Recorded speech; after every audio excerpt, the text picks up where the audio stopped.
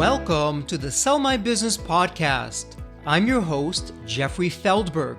This podcast is brought to you by Deep Wealth and the 90-Day Deep Wealth Experience. Your liquidity event is the largest and most important financial transaction of your life, but unfortunately, up to 90% of liquidity events fail. Think about all that time, money, and effort wasted. Of the quote-unquote successful liquidity events, most business owners leave anywhere from 50% to over 100% of their deal value in the buyer's pocket and don't even know it. I should know. I said no to a seven-figure offer and yes to mastering the art and science of a liquidity event. 2 years later, I said yes to a different buyer with a nine-figure offer. Are you thinking about an exit or liquidity event? If you believe that you either don't have the time or you'll prepare closer to your liquidity event, think again. Don't become a statistic and make the fatal mistake of believing that the skills that built your business are the same ones for your liquidity event. After all, how can you master something you've never done before? Let the 90-Day Deep Wealth Experience and our 9-step roadmap of preparation help you capture the maximum value for your liquidity event. At the end of this episode, take a moment to hear from business owners just like you who went through the Deep Wealth Experience.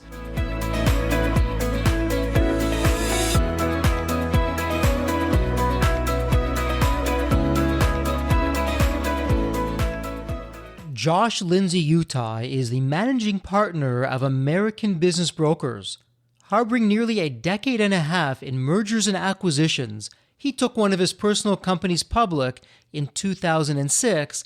Josh's exceptional business acumen has allowed him to position and sell businesses at values ranging from $100,000 to over $50 million. Some of these transactions have included financial service companies, online e-commerce stores, furniture companies, advertising agencies, insurance agencies, medical supply companies, SaaS providers, manufacturing and distribution, franchises, and logistics. Josh also owns and manages PHX Private Equity, Inc., a service that purchases businesses nationwide with private capital. This allows customers to talk directly to someone who is able to purchase their business as soon as possible. This gives them the distinction of being the only brokerage that has its own equity capital group specifically dedicated to buying businesses. In 2015, Josh was listed by the Utah Business Magazine as a top 40 under 40 business executive. Additionally, he and his team at ABB were honored at number 89 on Inc.'s 500 list of fastest growing companies in America. Outside of his endeavors in valuing and selling businesses, Josh enjoys coaching Little League football, boating, cars, charity work, and being the best family man he can for his twin sons. Welcome to the Sell My Business podcast, and you're going to love this episode with the guests that we have. You know, at the Sell My Business podcast and in Deep Wealth, the Deep Wealth Experience, we work with business owners with our 9-step roadmap to help them prepare for an eventual liquidity event. But before things even begin, people often ask, hey, Jeffrey, what's my business worth? What do you think I can do? Where is it at? And then once I finish preparing with a Deep Wealth Experience, how do I go to market? Who can help me? What would that look like? Well, we're going to have all that and more in today's episode, but I'm getting ahead of myself. Josh, welcome to the Sell My Business podcast. It's such a pleasure to have you with us. There's always a story behind the story. Josh, we'd love to hear, what's your story? What got you to where you are today? Yeah, that's a good question. So my road to selling businesses full-time is a little different than most. I actually started out working in sales for a financial services firm and got recruited to leave and start a company. So we launched a financial services company where we had prepaid debit cards and ATMs. It's back in the day when those were really hot, so to speak. And we actually took that company public in 2006. So that was kind of my first coming out. I had two business partners that helped me through that transition. I was fairly young, 24 at the time. I was really the sales road warrior, placing the ATMs and kind of making the sales happen. After that, after the 2-year stint in the public realm, I got into acquiring businesses myself. So I would go out, find companies, acquire them, build them up, and then resell them. So really doing some family office / private equity work. I have sold 6 of my own personal companies since then. And throughout the process, I was getting people that were asking me, how are you finding these businesses, or where are you getting the money for the acquisition, or how are you successfully doing the exits? And this is just friends and family. And that's how American Business Brokers was started in 2011. It was just, there was an obvious demand for high quality representation in the marketplace. I mean, a lot of these business owners are great at just that, running their small business. That's their world. But then when they're looking to transition or they're looking to cash out, it's really a kind of a big task. And so anyways, we launched that, and it acts as a great feeder. When we see deals that we like, we're obviously able to buy them or get involved somehow. Otherwise, we just provide hands-on representation to help companies successfully exit. Josh, what a great story. And really, when you think about it, you've been in the trenches. It's been very hands-on and very practical. So all the theory you've left for the classroom, and you're just doing what you've done. So I'm curious, as someone who's bought businesses, someone who has sold businesses, as you look with, let's say, a buyer's hat, because our audience, as you know, are people who's looking to sell. And one of the things that we say in the Deep Wealth Experience, and in fact, it's step number 3 of our 9-step roadmap, don't be selfish. You cannot think like a business owner who's selling. You've got to put your shoes and your eyes, so to speak, in the eyes of the buyer and think like a buyer, master the art of thinking like a buyer. So from a buyer's perspective, Josh, what are you looking for ideally in a situation where you're looking to buy a company that it just makes it so easy for you to say, yes, let's move forward and do the diligence and ultimately cross the finish line? Okay. It's kind of twofold. I'll give you the first answer as far as what I would like to see in a nice packaged up business that I'd like to acquire. One, I want to buy a business. I don't want to buy a job. Okay. So if I'm seeing that the owner is heavily involved, we're talking 40, 50 hours a week, and that business is probably fairly reliant on him or the relationships that he has with clients or vendors or whatever that may be, I'm probably not as interested. Why? It doesn't matter how successful I am in business. It's going to be very difficult to replace that person. And again, I'd like to emphasize, I'm not really looking to buy a job. I want to buy a business. So I want to see a business that's got some type of management in place, some type of infrastructure that allows that owner to be an owner and not necessarily in the business running it full time where it's relying on him. That would be the first thing that I would want to see. And the second thing that you're looking for beyond, I mean, effectively what you're saying, and this is one of our favorite questions, does your business run without you? No maybes, buts, yes or no, does your business run without you? And I'm hearing you say if the answer is, well, no, it's thank you, but no thank you. So you find a business that does run without the business owner. What's next? What else is a checkbox? Yes, I can check it off that this is something that I'm interested in. Good financials, keep good books. Don't push the limit when it comes to write-offs and add backs. What I mean by that is don't go out and buy a boat for $200,000 and then jam it into the marketing expense. I believe you. Okay, great. Here's a picture of my boat. You actually bought it. But at the same time, that's not really an allowable add back. It's going to be difficult to convince a bank or a lawyer, CPA, et cetera, that's following GAAP principles, if that makes sense. The good old EBITDA adjustments of keeping it clean and keeping the personal stuff personal. Yeah, it makes a lot of sense. And so then, Josh, on the flip side, because really as a business owner, if I've never sold my business before, I don't know what I don't know. And again, that's our wheelhouse at Deep Wealth. But I'd love for you to share with our listeners, what are some of the common mistakes that you're seeing in business owners that just, it makes your job more difficult when you're looking to have a liquidity event and ultimately sell the business for them? The number one, and we just talked about it, is books. People just don't realize that they're not keeping good financials. And I hate to say it, but oftentimes it can be the bookkeeper that you've hired. As bad as that sounds, I'll get a hold of somebody's books and say, yeah, these are just, they're not done right. Or why is he allocating this into this column? Like that just doesn't make sense. It's a problem because you need to have at least 3 years worth of books that are tight. And so it's not just something that you can fix. Like when you're 3 years into it and those books look rough or they're just not done properly, it's going to take you some time to fix those. You're going to have to redo them all correctly or focus on going forward and build 3 new years, if that makes sense, of nice, clean, stable books. I know that's giving you the same answer, but I can't emphasize enough that financials they're my biggest problem. When somebody just hands me a mess and then they're like, hey, I want $10 million for my business, it's tough.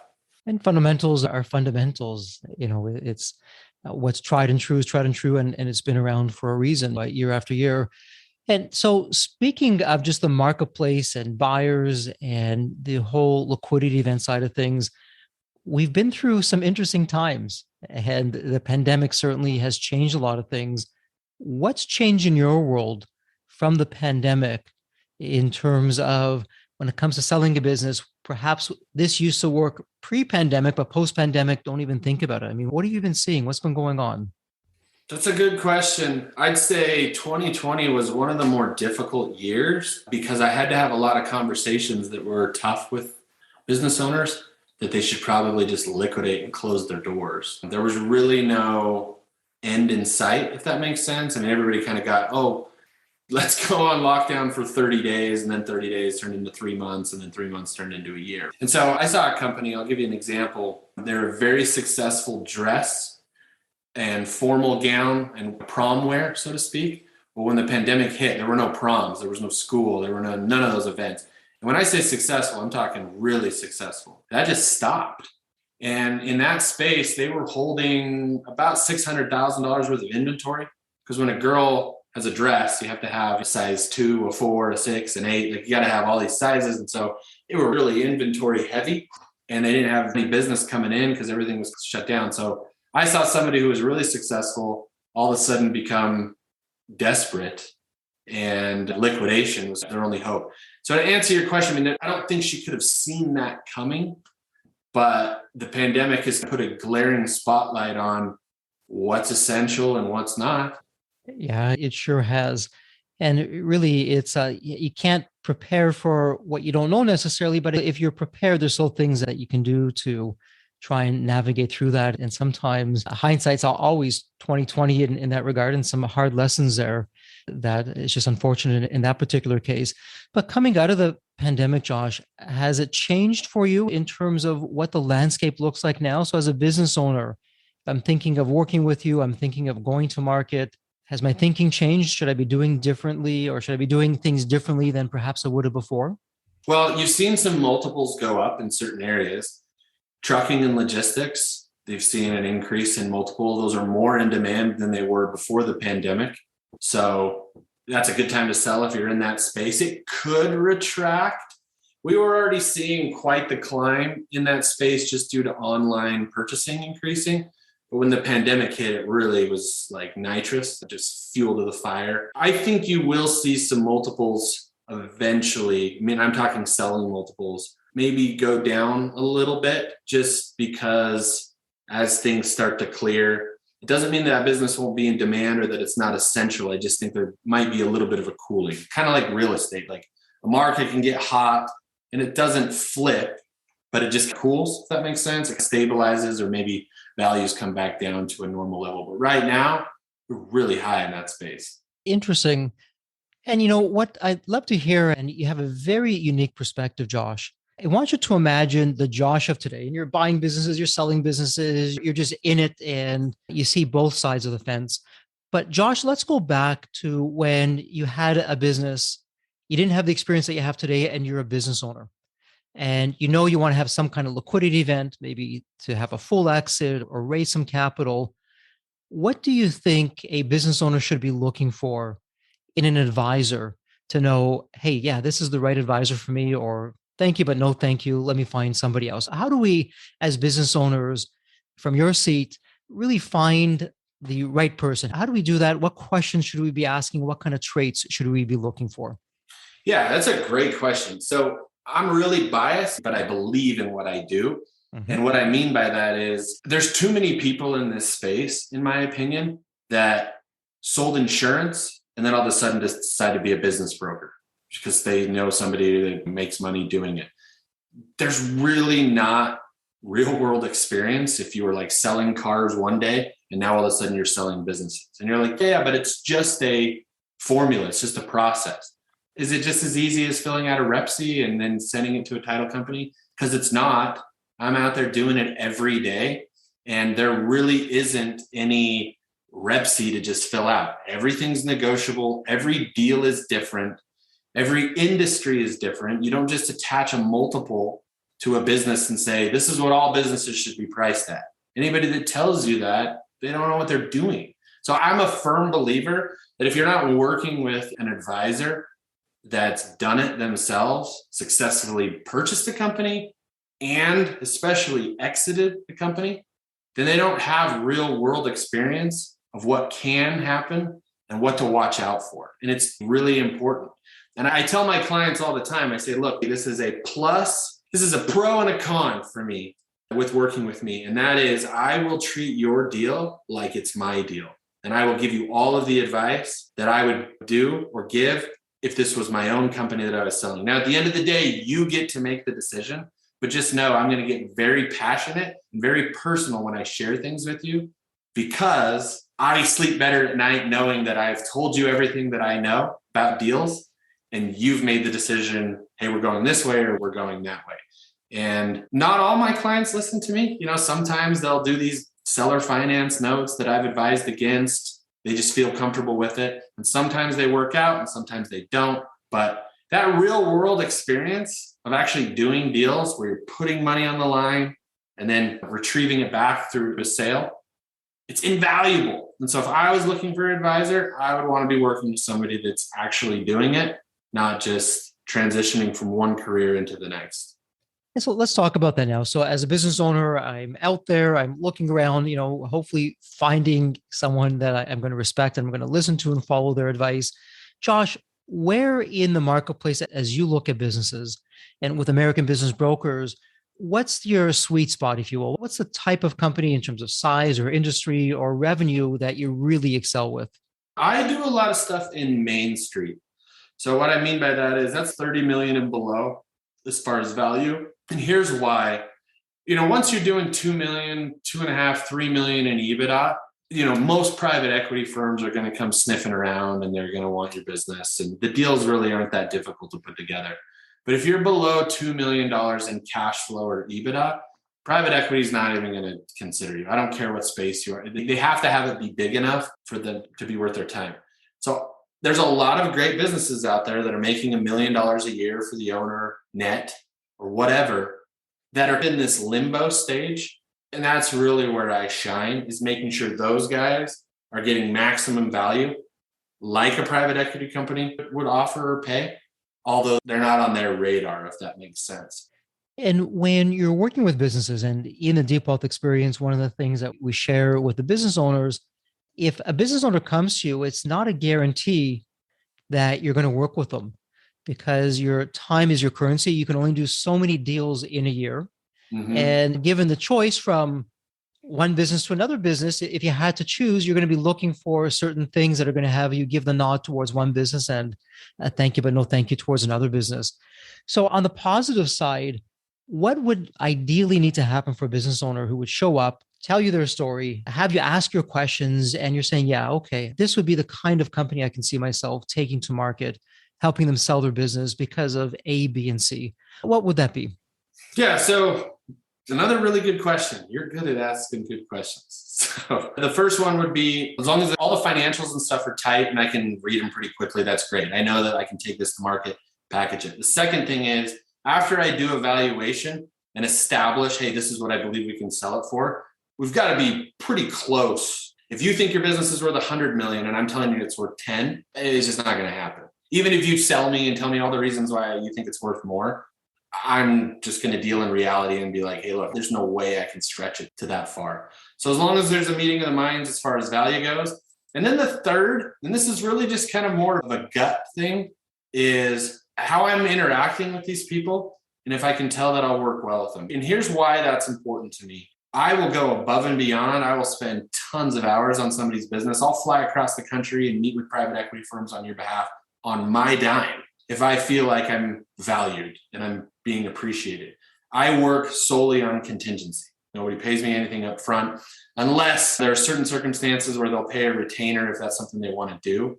But for the most part, I'm fronting my own costs. I'm going out there and I'm making stuff happen completely on contingency for these people. All I want to know is that you appreciate what I'm doing, because deals take a lot of work and they take a lot of time to put together. So if I feel like I'm dealing with somebody who's hostile, who's going to be a little bit demeaning to work with, no offense, I don't need your money. I make plenty of it, but I value your business. And so if I feel like the relationship's just not going to be good, I absolutely would pass. So the chemistry for you, Josh, is put the money aside, put the deal aside. If the chemistry isn't there, it's a thank you, but no thank you.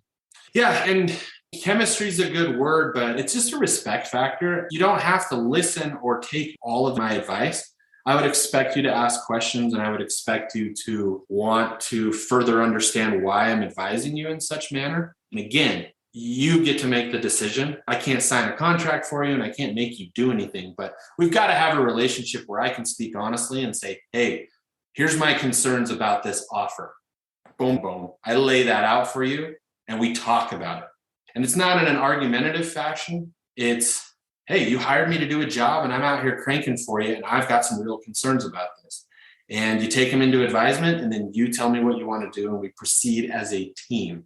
And so most people, honestly, we work well together and I get tons of referrals. I only work off referral basis, but occasionally I'll have a client that just feel like they know more because they're successful in this realm, and fueling that ego can be an issue. Hey, I'm a really successful orthopedic surgeon. Okay, great. Well, what do you know about selling businesses? I don't, but I told you I'm a really successful orthopedic surgeon. They don't apply. So that's what I mean by friction. Occasionally I'll see that friction and I'll just say, hey, I'm not your guy.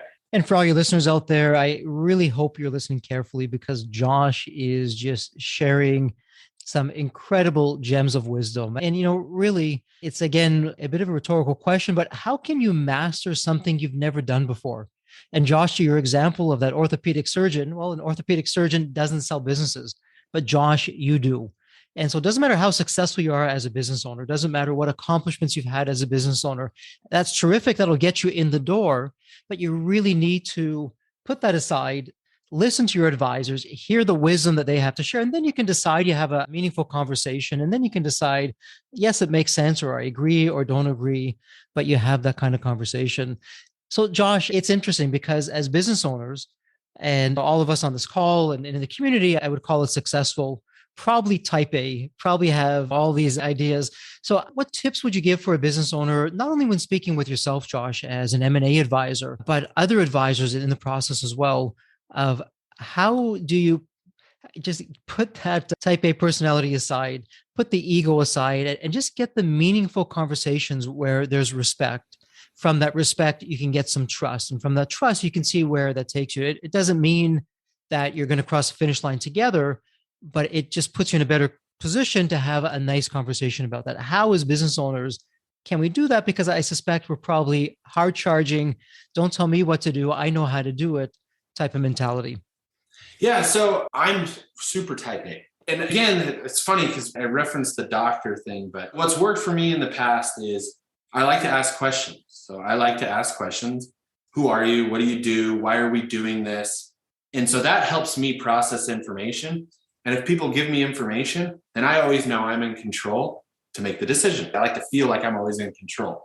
So from a type A personality, I would say, don't be afraid to ask questions. And if the person on the other side of the table isn't willing to answer them, either something's wrong or the friction's already there. If they're getting defensive because you're asking questions. So put together a list, prepare. If you're going in to buy a car, you're like, hey, what's this car all about? Tell me about the car. Tell me about your warranty program. What are the bottom line fees? Just all that type of stuff.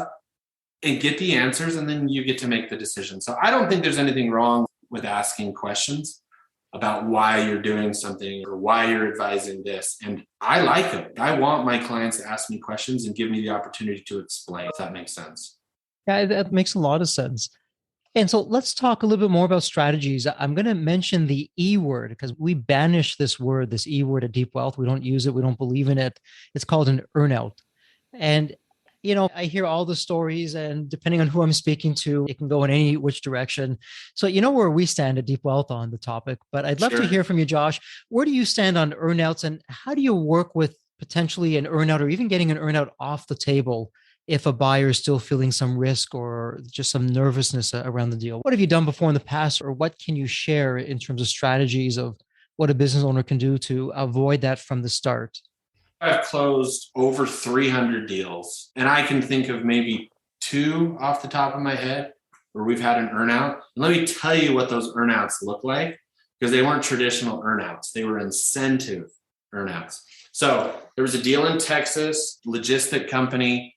We established a price, had the value. The majority of it was cash. There was a 10% seller note that was secured. So it had collateral with the truck. So if they defaulted, they could collect.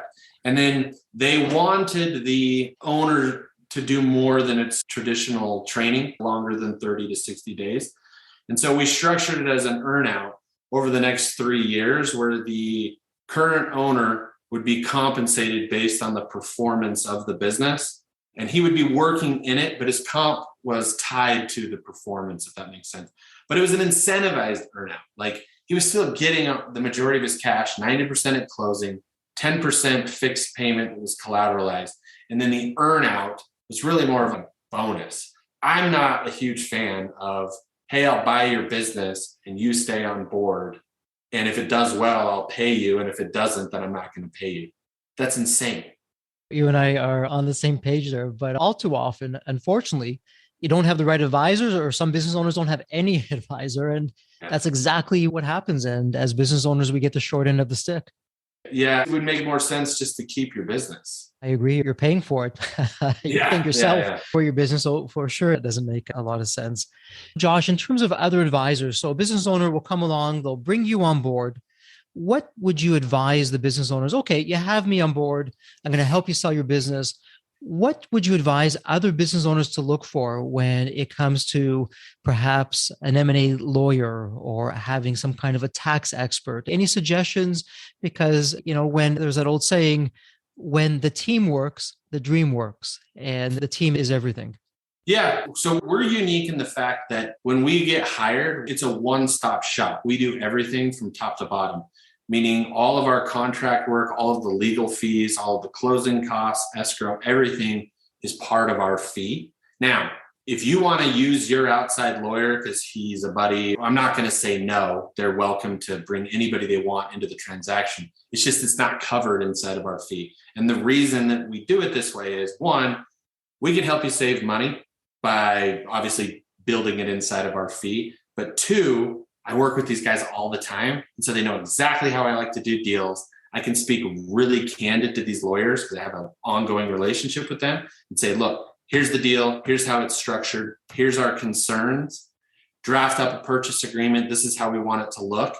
And then you be the face communicating with their own lawyer. But we get the unique advantage of communicating exactly what we want without the formality. I talk to my lawyer all the time. He's in my neighborhood. I see him at my kid's school. We're friends. He does all the contract work. And so he knows how I like to do deals. And then more importantly, if I need to just speak candidly, hey, this is crap, I need you to fix this, he'll do it and not take offense. Yeah, I love that. This is your secret sauce. You found a formula, a winning formula for you of other professionals, other advisors. You have a great chemistry, you have a trust, you have respect with them, you have a system in place, you all know how each other works. And then you take that to the business owner, what you're saying, and really it's a one-stop shop.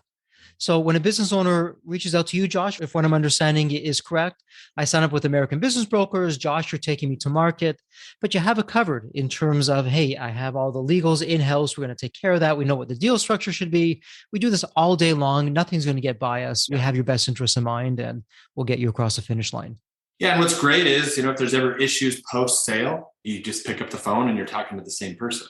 Like, I'm with you after the sale if there's issues as well. Terrific. And Josh, let me ask you this, because we've been talking about buying businesses and really focusing on selling businesses, and you've certainly been in this next scenario. Let's talk a little bit about the post-exit life, because I know for many business owners, they sell the business, they're looking for the happily ever after, and they're a little bit disappointed. They don't find it, and no one wants to come out and play in the playground, and no one's feeling sorry for someone with a lot of zeros in the bank account who's bored at home. What's been your experience with that, and what kind of strategies could you share with our listeners of how do you optimize your life for happiness once you're no longer in the business? That's a really good question. So a couple of things, I'm going to hit on a few points. The first one is you've got to create an end date where you're no longer going to help the new owner. I have a lot of clients that, one, they love the business. And so even though they're training in 60, 90 days after, whatever, they're still poking around. They're still doing favors for the owner. And then I hear about it. I see this guy at the golf course all the time. And he's like, oh man, this guy always calls me still. It's been 6 months. And I just want to look at him and say, well, why are you taking his calls? Like, why are you doing the favor? You realize you're not obligated to do this, but they just stay attached. And people will take advantage of you if you let them. If you'll take the calls and come in and watch the shop for an hour as a favor, you'll never transition out of it. And you'll eventually be frustrated and be like, I thought I sold my business. So you've got to create an end date in mind where it's like, hey, once I'm done with this training, you've got to let them go. Because there are some people that kind of hang on and linger on. And that I don't think that's healthy mentally. It's definitely not healthy because you're not being compensated for it. But the second thing is having a transition plan in place is a good idea. I see more people struggle with it when they're transitioning into retirement than I do on the younger side. So let's say you're 40 years old, you're selling a business for $5 million.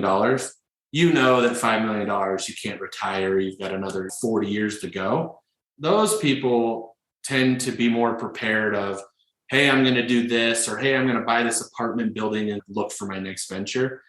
But my clients that are like in their 60s and going into retirement, they're the ones that struggle more because they don't think either they're capable or they don't have the energy, or for whatever reason, they haven't planned a transition. So my advice to them would be, if you're not up for another reboot of a business and you're getting out because it is taking a lot of your time, at least plan a passive transition. Like look into, maybe doing some real estate investing, where you could buy an apartment complex and be like fairly passive, have a manager in place, kind of run the property, but like it's still providing income. You still have purpose. You've created this new purpose, this new building you oversee, but it won't be nearly as taxing as like your full-time business. And Josh, and for our listeners, again, pure gold you're hearing from Josh. And personal story, after I had my own liquidity event and I sold the business, something called a non-compete comes along. And your friends who are in the business or in the industry can't really socialize with them anymore, or it's awkward. You can't do that. And all of a sudden that momentum is gone and you have this big silence. So Josh, with what you're sharing of before you sell the business, put together something in place, whether it's managing real estate or it's some kind of a hobby or passion or even another business or whatever it's going to be that's just going to keep you energized. It's going to keep you happy and fulfilled. Had I done that, it really would have saved a lot of heartache and pain after the liquidity event on my side. So some terrific advice there. So Josh, we're at the point where we're beginning to wrap up the episode. And one of my favorite questions to ask is this. I want you to think about the movie Back to the Future. And in the movie, you have that magical DeLorean car that can go to any point in time. So Josh, imagine it's tomorrow morning. You look out your window, the DeLorean car is there, the door is open, waiting for you to hop on in. And you can now go to any point in your life. Maybe Josh as a child or a teenager or adult, whatever it would be. Josh, what would you be telling your younger self of, hey, don't do this, or here's some life wisdom or lessons learned? What would that be for you? Yeah, that's a great question. I like the question. I'd love to be able to jump in a car and go back to the future. That'd be great. I would say this. So you have to be very careful when you choose business partners. So although I've been super successful, I have had some bad business partners over my career.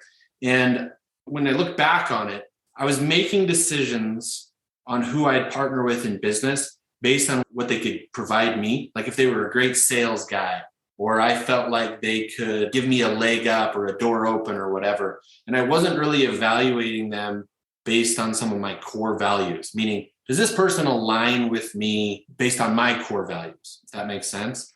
And so that causes issues. And so while things were great in the beginning, as soon as the money starts rolling in, the core values tend to expose themselves. And then the rifts come. And I shouldn't have been surprised, but I was just young and less experienced, realizing that when lots of money starts coming in, people's true nature tends to come to the forefront. Those are some of the worst experiences that I've had in business, is just seeing some true character of people.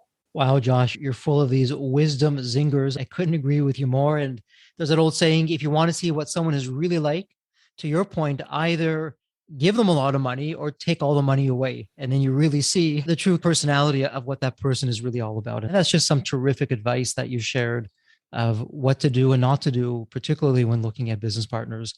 So, Josh, as we wrap up the episode, heartfelt thank you for taking part of your day and spending it with us on the Sell My Business podcast. I'm going to put this in the show notes. It'll be a point and click for our listeners. Josh, if someone would like to reach you, what would be the best place to do that online? Yeah, so my website is AmericanBizBrokers.com, or a direct line to our office is 866-224-8386. Terrific. And Josh, if I can put you on the spot, I know you shared with me a fabulous offer that you were thinking about for the listeners. Why don't we put that out there and have you share that with them? Because I think that'd be a tremendous value and opportunity for them. Yeah, absolutely. So normally, if you want to get your business appraised, it's $3,000. But we decided to create an offer where we'd waive the fee. It would be free for any of your listeners that are just interested in knowing the value of their business, or maybe they're in preparation to sell their business. Happy to do it for free. The first 10 people that reach out, mention Jeff, his podcast, etc.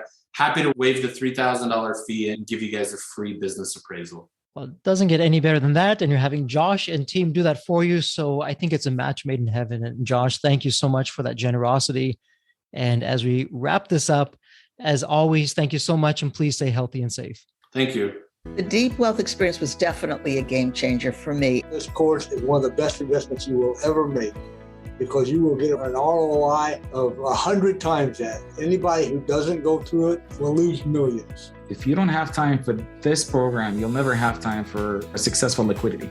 I mean, it was the best value of any business course I've ever taken. The money was very well spent. Compared to when we first began, today I feel better prepared, but in some respects, maybe less prepared, not because of the course, but because the course brought to light so many things that I thought we were on top of that we need to fix. I 100% believe there's never a great time for a business owner to allocate extra hours into his or her week or day. So it's an investment that will yield results today. I thought I will reap the benefit of this program in 3 to 5 years down the road. But as soon as I stepped forward into the program, my mind changed immediately. There was so much value in the experience that the time I invested paid back so much for the energy that was expended. The Deep Wealth experience compared to other programs is the top. What we learned is very practical. Sometimes you learn stuff that is great to learn, but you never use it. The stuff we learned from Deep Wealth experience, I believe is going to benefit us both. I've done an executive MBA. I've worked for billion-dollar companies before. I've worked for smaller companies before I started my business. I've been running my business successfully now for getting close to a decade. We're on a growth trajectory. Reflecting back on the Deep Wealth, I knew less than 10% what I know now. Maybe close to 1% even. Hands down, the best program in which I've ever participated. And we've done a lot of different things over the years. We've been in other mastermind groups, gone to many seminars, workshops, conferences, retreats, read books. This was so different. I haven't had an experience that's anything close to this in all the years that we've been at this. It's 5-star, A+. I would highly recommend it to any super busy business owner out there. And Deep Wealth is an accurate name for it. This program leads to deeper wealth and happier wealth, not just deeper wealth. I don't think there's a dollar value that could be associated with such an experience and knowledge that could be applied today and forever. Are you leaving millions on the table? Please visit www.deepwealth.com/success to learn more. If you're not on my email list, you'll want to be. Sign up at www.deepwealth.com/podcast. And if you enjoyed this episode of the Sell My Business podcast, please leave a review on Apple Podcasts. Reviews help me reach new listeners, grow the show, and continue to create content that you'll enjoy. As we close out this episode, a heartfelt thank you for your time. And as always, please stay healthy and safe.